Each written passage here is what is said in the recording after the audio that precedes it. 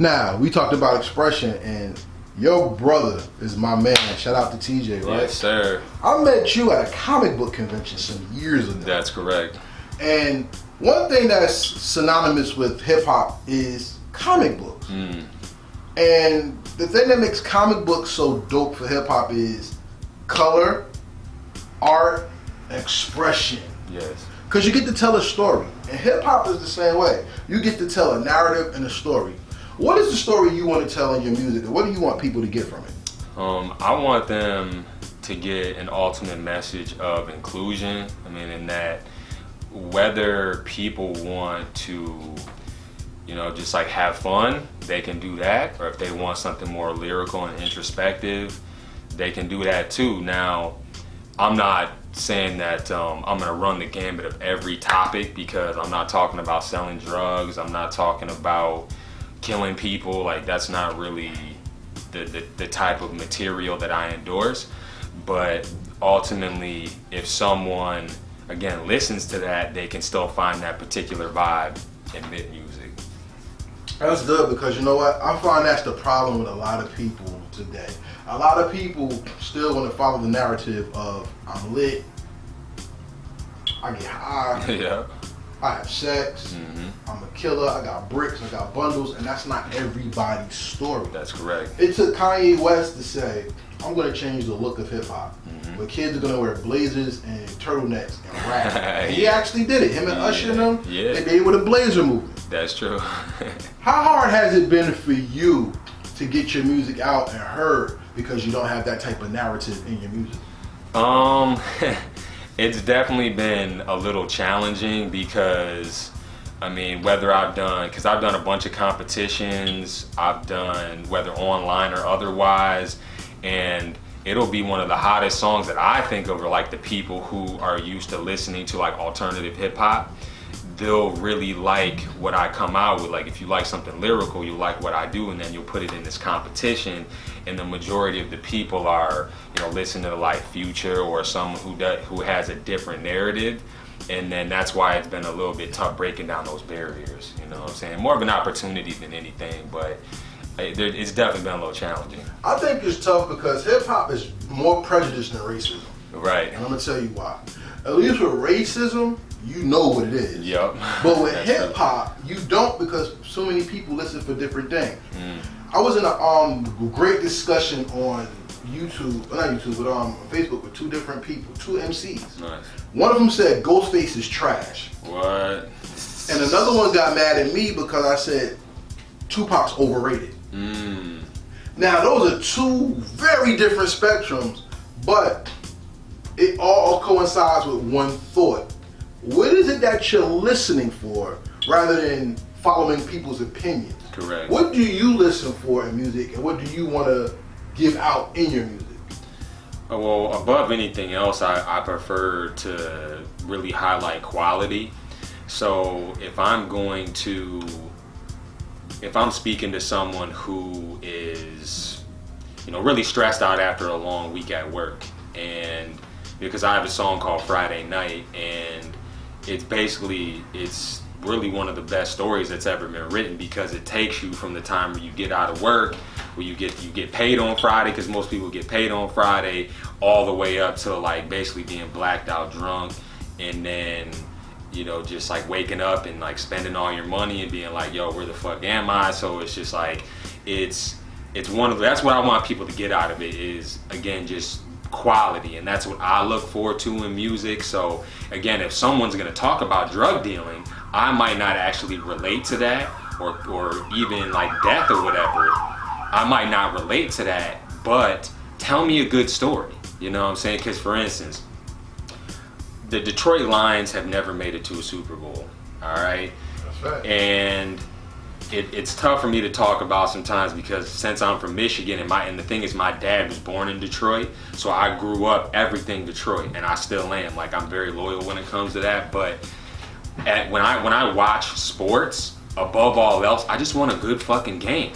You know what I'm saying? I don't have to support LeBron to say that he's an amazing basketball player. Right. You know what I'm saying? So like, I don't have to know about whatever it is you're talking about, but tell me a good story. Give me a quality in the music. You know what I'm saying? Help me understand your story. You are an educated hip hopper. 100%. Where a lot of people who listen to hip hop are not educated. Right. Not saying that they're dumb. They're just ignorant to a lot about life. Amen. And unfortunately, there's a lot of people who don't even leave their block to understand what hip hop really is. So one of the questions I ask people is, I'm gonna ask you this: how did traveling and seeing the world and going to different places help your expression and make you a better artist?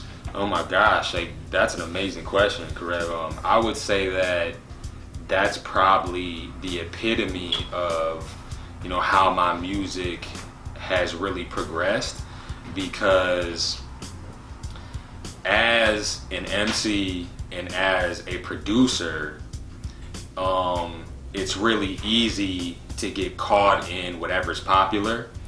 But then as I was traveling, as I was seeing different things, talking to different people, listening to different music, because it could be the same music, but a lot of it's about perspective, a lot of it's about delivery.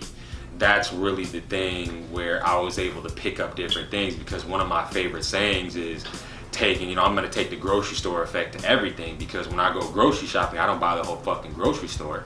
You know what I'm saying? I get what I need, right? Or I get what inspires me, you know what I'm saying? So if I go to Bali, or if I go to Paris or wherever, if I go back home, it's like I'm gonna bring all that. And I think because a lot of the people that I came up with, they're still in Grand Rapids and they've never fucking been out of Grand Rapids.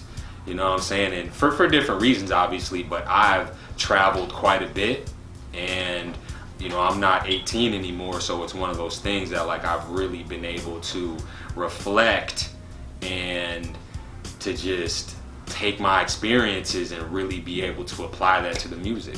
That's dope, cause man, that's why I think Tupac endures to so many people. Right. Because he's a mix of New York and Maryland, Jersey, and where's MC Breed from? Cincinnati. Right. And also Cali. Yeah. So he took so many experiences and wove it into stories before all the anger stuff. He wove it into so many sounds and techniques that he was able to endure to the masses. Correct. That's what made Tupac great. So when they have arguments over is he the GOAT, you can argue for that because the experiences he had made him an artist. Amen. When so many people are not artists, they're just rappers. Amen. What do you consider yourself, and what is your goal? Well, I'm definitely an artist, you know what I'm saying? Like, that's because of my appreciation for the music and just art in general, you know what I'm saying? Finding inspiration in everything, because I mean, I've never been able to draw like my brother or do anything like that, but being in that space, soaking up that energy and stuff like that, it's made me a better artist and just like look at color differently, because there is color and sound as well.